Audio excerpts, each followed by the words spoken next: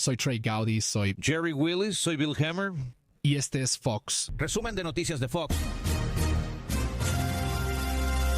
Lunes, 17 de noviembre de 2025, soy Evan Brown. ¿Alguna vez se hará realidad el plan del presidente Trump para Gaza? ¿Se podrá desarmar a Hamás y reconstruir Gaza? ¿Y el resto del mundo ayudará? ¿O Israel reanudará los combates? Y si Hamás sigue en pie y todo esto está a solo metros de las casas de la gente en Israel, entonces nos arrastrará a otra guerra. Y no queremos eso. El presidente Trump quiere ser el presidente de la paz. Esta es la gran prueba. Gaza puede imponer la paz y evitar que Hamás lleve a todos otra vez a la guerra. Esta es la edición vespertina de Fox News Rundown. El presidente Trump espera que la comunidad internacional apoye totalmente su propuesta para una franja de Gaza tras la guerra. Una que vea a Hamás desarmado, expulsado y erradicado, sino completamente desmantelado y asegurado por una fuerza internacional, preferentemente liderada por los ejércitos de otros países árabes y musulmanes. El plan de 20 puntos del presidente debía votarse en el Consejo de Seguridad de la Organización de las Naciones Unidas, donde Rusia podía vetarlo y frenar el esfuerzo. El presidente ruso Vladimir Putin propuso una solución para Gaza que contempla un Estado palestino sin fuerzas de estabilización. Los israelíes son escépticos, aunque celebran la liberación de la mayoría de los rehenes. Hasta el momento de esta grabación, 3 rehenes fallecidos permanecen en Gaza. Y aunque los combates activos se han ralentizado, siempre hay algo en el fondo de la mente que dice que esto aún no ha terminado. Al preguntar cómo se sienten los israelíes sobre la guerra, que quizá termine o no, debes recordar que no querían iniciarla. Para empezar, esta guerra comenzó cuando Hamás invadió con las atrocidades bárbaras del 7 de octubre. Eilon Levy ha ganado muchos seguidores en redes sociales en 2 años. Fue portavoz del gobierno israelí al inicio de la guerra contra Hamás. Está en X e Instagram como Eilon Levy y conduce el podcast Israel State of the Nation. Una situación que Israel había tratado de evitar disuadiéndolos, sobornándolos, apaciguándolos. Claramente fue un error, pero esta no era una guerra que Israel quisiera. Tras la invasión de Hamás, Israel puso 2 condiciones para acabar la guerra iniciada por Hamás. Todos los rehenes tienen que regresar a casa y Hamás debe deponer las armas, y eso es fundamental. Porque si Hamás no depone las armas, entonces habrá otra guerra, y esa próxima guerra será peor. Y en esa próxima guerra, Hamás volverá a tomar rehenes, porque se ha demostrado que tomar rehenes funciona. Y estaremos en la misma crisis otra vez. Así que los israelíes quieren que esta guerra termine. Eso significa que quieren seguridad desde la franja de Gaza. No queremos más cohetes, no queremos más yihadistas invadiendo y sacando a la gente de sus camas. Ahora existe un plan diplomático para que el mundo intervenga y asuma la responsabilidad, ya que esta no debió ser solo la lucha de Israel contra el régimen de Hamás. Es una amenaza no solo para Israel, sino para todo el Medio Oriente y para el resto del mundo, donde intenta exportar su violencia y acumular armas. Y ahora necesitamos, junto con las Naciones Unidas, un mandato claro para que la Fuerza Internacional de Estabilización tenga verdadero poder y desarme a Hamás, quiera o no. Y les adelanto que Hamás no quiere desarmarse. Hay informes en la emisora pública Kan en Israel de que Hamás está acumulando armas fuera de Gaza, especialmente en África. Esto no parece augurar nada bueno para la idea de que estén dispuestos a desarmarse. Como dijiste, este almacenamiento fuera, en territorios que podrían ser amigables con ellos, supongo que sería la palabra. No puede ser muy alentador que este proceso de paz pueda avanzar, si es que siquiera es correcto llamarlo un proceso de paz. Hamás se está preparando para la próxima guerra. Hamás es un régimen yihadista cuya razón de existir es seguir librando la guerra contra Israel hasta que sea destruido. Nada ha cambiado. No quiero ser aguafiestas. El presidente Trump presentó un plan de paz muy ambicioso y amplio de 20 puntos. Hamás no aceptó el acuerdo. Todo lo que aceptó Hamás fue devolver a los rehenes a cambio de un fin oficial de la guerra. Ni siquiera ha aceptado ni en principio deponer las armas. Hamás está dispuesto, en el mejor de los casos, a convertirse en el Hezbollah de Gaza. ¿Qué significa eso? Seguir siendo la milicia armada más poderosa en el terreno mientras deja que alguien más se encargue de recoger la basura en Gaza. Hamas no está dispuesto a entregar sus armas. Nunca ha dicho que esté dispuesto a entregar sus armas. Ahora necesitamos presión sobre Hamas para que se desarme y una fuerza internacional que le retire las armas. Bien, no hay segunda enmienda para Hamas. Quítenle las armas, quieran o no, y no quieren. Terminar en una situación donde los patrocinadores de Hamas, es decir, el presidente de Turquía, Erdogan, con una retórica muy agresiva y beligerante contra Israel, estén presentes en Gaza. No obligarán a Hamas a desarmarse, solo lo protegerán. ¿Quién podría presionar adecuadamente a Hamas en este momento? Quiero decir, Estados Unidos puede hacer lo que Estados Unidos puede hacer, pero casi parece que sería más legítimo si viniera de alguien un poco más cercano que Estados Unidos, geográficamente más cercano. La diferencia entre Hamas y Al-Qaeda o Estado Islámico de Irak y Siria es que Hamas tiene patrocinadores estatales, tiene países que lo respaldan. Irán, Qatar y Turquía han estado del lado de Hamas en esta guerra. Fueron Qatar y Turquía quienes finalmente lograron que Hamas devolviera a los rehenes. Después de 2 años de intentar conseguir un mejor rescate por ellos, dijeron bajo la presión de Estados Unidos, que hizo valer su influencia, que los rehenes eran una carga. Dicen que la guerra se prolonga, debes liberar a las personas retenidas en túneles bajo Gaza y pedir a Hamas que deponga las armas. Pero te voy a decir la verdad, soy escéptico de que alguna fuerza internacional vaya a desarmar por la fuerza a Hamas. Porque simplemente no veo qué país va a enviar tropas para liberar Gaza de Hamas, para liberar al pueblo de Gaza de este régimen opresivo y para mantener a los israelíes a salvo de la posibilidad de que estos terroristas crucen la frontera y saquen a la gente de sus camas. Ciertamente el rey de Jordania ya dijo que no quiere involucrarse. Él dice que tal vez pueda haber una fuerza para hacer cumplir la paz, pero no va a desarmar a Hamas. Entraremos después de que Hamas se vaya, pero es el dilema del huevo y la gallina. Si la comunidad internacional no quiere que Israel luche contra Hamas, necesita presentar una propuesta seria para que alguien desarme a Hamas. Porque no queremos volver al mismo ciclo de guerra. Y si Hamas sigue en pie, si Hamas cava nuevos túneles, si Hamas construye nuevas fábricas de armas, y todo esto está a solo metros de las casas de las personas en Israel, entonces nos arrastrarán a otra guerra y no queremos eso. Sabes, el presidente Trump quiere ser el presidente de la paz, y esta es la gran prueba, Gaza. ¿Puede él imponer la paz y detenernos? ¿Detener a Hamas de arrastrar a todos de nuevo a la guerra? El primer ministro Netanyahu ha declarado en los últimos días, creo que con más firmeza que antes. Si puedes imaginar que eso aumenta un poco más, que Gaza y Hamas serán desarmados de algún modo. ¿Pueden las inversiones extranjeras directas hacer eso? Después de estos 2 años, me imagino que todos están exhaustos, y con razón. Nadie criticaría a ellos. Todos en Israel están exhaustos por 2 años de guerra que no queríamos. Pero al mismo tiempo, los israelíes saben que ya no podemos esconder los problemas bajo la alfombra y pensar que todo se va a arreglar solo y dejar que Hamas vuelva a construir su ejército terrorista mientras sigue diciendo muerte a Israel, eso no es una solución. El negacionismo no es una forma de enfrentar la realidad. Y el plan de paz de Trump dice que si Hamas rechaza este plan y el presidente Trump decidirá cuándo se ha cruzado ese límite, entonces Israel continuará desarmando a Hamas y eventualmente lo entregará a una junta de paz, a una fuerza de estabilización. Pero Hamas debe ser desarmado de alguna manera. Esos túneles no pueden seguir existiendo a metros de las casas de la gente en Israel.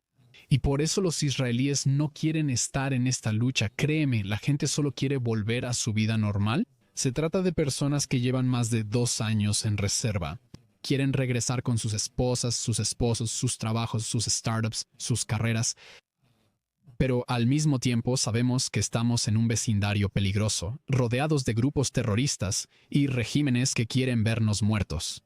Ignorar la situación o fingir que no ocurre no es una opción. En Estados Unidos muchos quizá no comprendan lo cercana que es la geografía aquí. Cuando dices que esto está a metros de las casas de las personas, realmente está a metros de las casas de las personas. Quiero decir, la gente vivía muy cerca de la frontera con Gaza el 7 de octubre, y esas personas que vivían en esas comunidades fronterizas eran los pacifistas, ¿no es así? Ellos decían, oye, podemos hacer la paz con los de Gaza. Podemos acercarnos a ellos, podemos tener esta relación, podemos construir esto con ellos, podemos crear este vínculo con ellos. Muchos de ellos se dieron cuenta de la peor manera que, de hecho, estaban tratando con agentes de terroristas. ¿Alguna vez hay un ideal? ¿Existe la sensación de que algún día habrá paz con los vecinos? La mayoría de la gente no entiende la magnitud de lo que estamos hablando. Toda la franja de Gaza tiene 25 millas de arriba a abajo. Eso es todo. Estoy en América. La gente maneja más lejos solo para recoger un café para llevar. Sí. Así es. ¿Que toda la franja de Gaza? Eso dicen. Mi trabajo está a 40 kilómetros. Sí. Y las casas de las personas en Israel están a unos cientos de metros de la frontera. Incluso ahora Gaza se ha dividido en Gaza controlada por Hamás y Gaza controlada por las inversiones extranjeras directas. Israel controla una zona de amortiguamiento de menos de 1 milla de ancho en su punto más estrecho. Esa es una zona de amortiguamiento. Imagina tener solo 1 milla entre tu casa y territorio del Estado Islámico de Irak y Siria. Esa es la realidad con la que Israel está lidiando. Y la tragedia es que Hamás tomó el control de Gaza en 2007 después de que Israel se retiró. La gente olvida esto. En 2005 el ejército israelí se retiró de Gaza. Sacó a 8,000 o 9,000 civiles israelíes de sus hogares, le dio este territorio a los palestinos y dijo, ¿quieren un estado? Demuestren que pueden hacer algo pacífico con este territorio. Y fuimos recompensados con 20 años de fuego de mortero y cohetes, y luego los escuadrones de la muerte del 7 de octubre. Entonces, cuando la comunidad internacional habla de paz, de una solución de 2 estados, sí, obviamente los israelíes quieren la paz. Los israelíes no quieren la guerra. Simplemente no creen que darle más territorio a los palestinos traerá la paz. Cuando la mayoría de la gente en Cisjordania todavía apoya la masacre del 7 de octubre, cuando la mayoría de la gente en Cisjordania, según encuestas palestinas, todavía piensa que fue una buena idea. Y Hamás es por mucho el partido político palestino más popular. Dicen los israelíes, sería una locura darles territorio. Piensa en la escala, Cisjordania, Judea y Samaria. Si hicieras de eso un estado palestino, dejarías a Israel con solo 9 millas de ancho. Eso es todo. Puedes ver el mar y los edificios de Tel Aviv desde las montañas de Cisjordania. Dicen que hay personas que creen que lo del 7 de octubre fue buena idea. ¿Quién votaría por Hamás para el gobierno si hicieran elecciones libres, cosa que no hacen porque no son una democracia? ¿Les vamos a dar las montañas que tienen vista a todas las casas en Tel Aviv? ¿Estás loco? Así que los israelíes quieren la paz, pero creo que hay un entendimiento de que la manera de llegar a la paz es que tienes que desradicalizar a los palestinos. La ideología entre los palestinos que dice que Israel es ilegítimo. Es como todas las tonterías que dicen en las universidades que es un estado colonialista, bla, bla, bla. No debería existir desde el río hasta el mar. Si siguen diciendo eso, cualquier concesión israelí no traerá paz, sino guerra. Y aprendimos eso de la manera difícil con Gaza. Nuestro invitado es el ex vocero del gobierno israelí, Elon Levy. Lo pueden encontrar en Instagram y X como Elon Levy. Discutimos las perspectivas del plan de paz de Trump para Gaza mientras se dirige a la Organización de las Naciones Unidas. En la edición vespertina de Fox News Rundown, denle like, suscríbanse y compartan el podcast. Pronto habrá más información. Creo que aquí habría una comparación histórica con el periodo posterior a la Segunda Guerra Mundial y la desnazificación. No bastó convencer al ejército nazi, también fue necesario cambiar la mentalidad de la población alemana. Detesto el término, pero debían ser reeducados. Eso es más difícil de hacer con la gente mayor, ¿no es así? Quiero decir, si creciste pensando una cosa porque te lo enseñaron desde niño, ¿cómo cambias tu opinión después? ¿De la noche a la mañana? Gaza debe ser desradicalizada como la Alemania nazi fue desnazificada. Y eso significa que la gente en Gaza necesita culpar a Hamás, necesita culpar a su propio gobierno por traerles esta guerra. Cuando la gente culpa a Israel por luchar en una guerra que fue declarada en su contra, están fortaleciendo esta narrativa entre los palestinos, de que son las víctimas, de que no han hecho nada malo. Esta guerra tiene que terminar con los palestinos mirando hacia atrás a Hamás y diciendo: nunca volveremos a permitir que tú o tu ideología violenta de no más Israel nos arrastren a otra guerra. Significa que tenemos que abordar la causa raíz del conflicto, por eso, como parte del día después, la UNRWA debe irse. Lo explico para nuestros oyentes. Existen dos agencias de refugiados de la Organización de las Naciones Unidas, una para palestinos y otra para el resto. La que es para todos los demás dice: en el momento en que obtienes una tarjeta verde, en el momento en que obtienes un pasaporte, ya no eres un refugiado. La Agencia de Refugiados Palestinos dice que incluso si naces bajo un gobierno palestino en territorio palestino y nunca eres desplazado, pero tus abuelos sí lo fueron, eres un refugiado para siempre y tienes derecho a ir y vivir en Israel. Eso significa que ahora mismo la Organización de las Naciones Unidas le está diciendo al 70% de la gente en Gaza que son refugiados de Israel. Ellos nacieron ahí. La Organización de las Naciones Unidas dice que Gaza no es su hogar permanente, que están ahí temporalmente y que tienen un supuesto derecho de retorno a Israel. Ahora, nunca vas a construir una nueva Gaza como quiere el presidente Trump si les dices a sus habitantes que es solo temporal, porque el próximo año podrán mudarse a Tel Aviv. Si quieres que la reconstrucción de Gaza sea permanente, si quieres que reconstruyan Gaza como una ciudad de paz y prosperidad y no como una plataforma de lanzamiento para ataques contra Israel, tienes que dejar de mantener la ilusión de que están ahí temporalmente, porque algún día Israel dejará de existir y podrán vivir ahí.